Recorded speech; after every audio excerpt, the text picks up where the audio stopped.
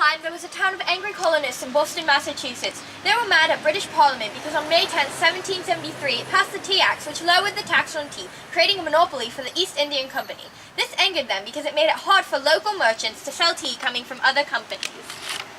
The colonists wanted to take action, and once the tea arrived, they tried to send it back.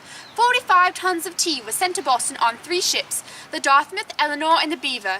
Samuel Adams and his followers tried to organize the return of the ships, but failed.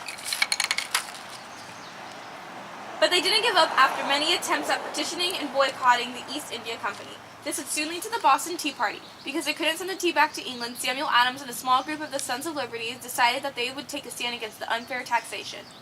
They decided that they would dump the tea on ships into the Boston harbor. On the cold December night, they dressed up as Mohawk Indians and boarded the ships with the intention of dumping as much tea as possible into the harbor. The Liberty men managed to successfully dump almost all of the tea aboard the ships and create a significant loss for the East India Company, which greatly angered England. Breaking news! Reporting live from Boston Harbor, we have 2 colonists who appear to be dumping tea belonging to the East India Company into the harbor.